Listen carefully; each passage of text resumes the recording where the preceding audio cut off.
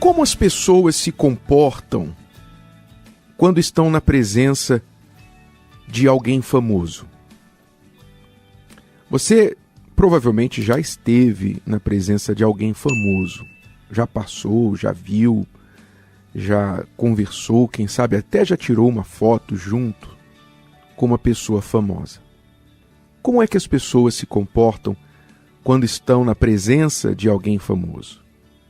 Elas ficam assim maravilhadas, não é verdade? Elas abrem um sorriso, especialmente se são fãs, não é? Abrem um sorriso de orelha a orelha, arregalam os olhos. Se está com alguém do lado, dá um cutucão e fala: olha o fulano.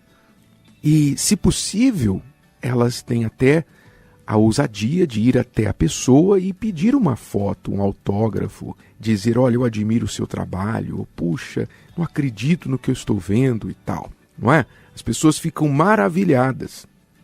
Eu me lembro que uma vez nos Estados Unidos, Cristiano e eu vimos um cantor que nós gostamos muito das suas músicas, e ele passou perto onde nós estávamos, e quando eu menos percebia, Cristiano já estava lá, já tinha me deixado, saiu do meu lado e foi lá para ver mais de perto o cantor. Eu falei: que é isso? Pois é, esse é o efeito que celebridades têm sobre as pessoas, não é verdade? Pois é, grandes coisas. Mas por que eu estou falando isso? Porque depois que você entender este tema que eu vou falar hoje, você vai pensar 2 vezes antes de pedir oração para alguém. Agora sua mente deve ter ficado um pouco em parafuso. O que tem a ver celebridade com oração? Muito bem, vamos ler aqui este texto em Hebreus capítulo 10 e versículo 19. Olha só o que diz as Sagradas Escrituras. Tendo, pois, irmãos, ousadia para entrar no santuário pelo sangue de Jesus, pelo novo e vivo caminho que ele nos consagrou, pelo véu, isto é, pela sua carne, e tendo um grande sacerdote sobre a casa de Deus, cheguemo-nos com sincero, verdadeiro coração, em inteira certeza de fé, tendo os corações purificados da má consciência e o corpo lavado com água limpa, retenhamos firmes a confissão da nossa esperança, porque fiel é o que prometeu.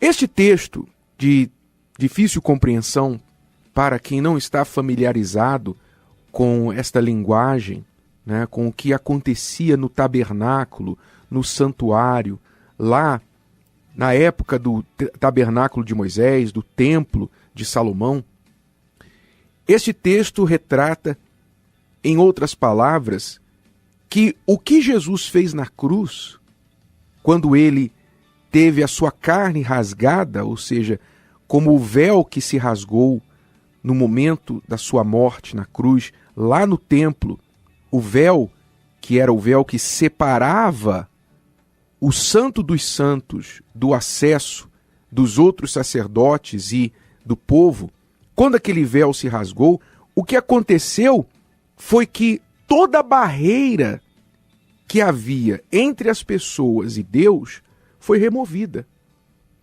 Você sabe que até a morte do Senhor Jesus na cruz, as pessoas não podiam ter acesso livre a Deus, direto. O que elas podiam fazer, no máximo, era ir até o templo, levar uma oferta, levar um cordeiro, entregar nas mãos do sacerdote, pedir que o sacerdote intercedesse por ela. Ou seja, elas precisavam de um intercessor. Não tinham condições, aprovação para chegar diante de Deus por causa dos seus pecados. Deus, sendo tão santo, tão puro, tão perfeito, não podia ser aproximado por uma pessoa tão pecadora. Por isso, o sacrifício pelo pecado. Mas quando Jesus se ofereceu na cruz, então ele abriu um novo e vivo caminho. Quer dizer, agora nós não precisamos mais de sacerdote, não precisamos mais de nenhum ritual que antigamente era necessário lá no santuário, no templo.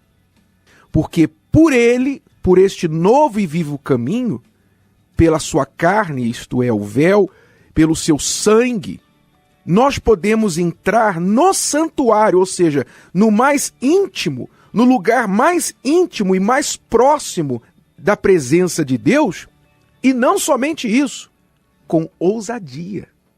Ousadia. Ou seja, eu e você hoje temos um acesso que as pessoas do passado, antes de Jesus, não tinham. Elas não tinham esse acesso ao Pai. Não tinham esta ousadia de falar com o Pai como um filho fala sentado no colo da mãe, do pai, e puxa o cabelo do pai, e toca no rosto do pai e fala: pai, estou com fome. Não tinham essa ousadia. Hoje, o Senhor Jesus nos dá esse direito de até sermos ousados para pedir o que quisermos diante dele. Então, imagine, se as pessoas ficam maravilhadas, mesmerizadas, diante de uma celebridade que é carne e osso, se elas ficam assim, sem saber como reagir, o que falar, diante de alguém que ela viu só na televisão, agora está vendo pessoalmente, e ela quer tocar, ela quer pegar na mão, ela quer tirar uma foto, ela quer falar, ela quer elogiar, se ela tem esta atitude diante de um outro ser humano que é carne e osso como ela, ora, o que diremos sobre o nosso direito de entrar com ousadia na presença de Deus, de falar com o Altíssimo, sem intermediários, sem precisar que alguém nos apresente, sem constrangimento e sem olhar no relógio? Porque quando você vê alguém famoso, se essa pessoa te der atenção, é na correria. Ela não vai ficar ali, ela não vai sentar ali para conversar com você, para ouvir a sua história. Não, é na correria. Mas com Deus não. Com Deus nós temos o direito de acessar o Santo dos Santos a hora que quisermos, no lugar em que estivermos, e falar com Ele. No momento em que abrimos a boca e dizemos: Pai, em nome de Jesus eu estou aqui para falar contigo. Ele nos ouve e nós podemos ter ousadia para pedirmos o que quisermos. Aí eu pergunto: você tem certeza que quer pedir que alguém ore por você? Você tem certeza que você quer pedir oração? Que outra pessoa use deste direito que ele deu para você? Tudo bem, não é erro você orar por outra pessoa ou querer que outra pessoa ore por você, mas desprezar esse direito, isso é no mínimo ignorância, falta de entendimento ou um desprezo muito grande. Pense duas vezes. Ao invés de pedir que alguém ore por você, faça uso deste direito, deste novo e vivo caminho. Você pode entrar com ousadia na presença de Deus a qualquer momento, falar diretamente com Ele e ter a certeza que Ele é fiel naquilo que prometeu.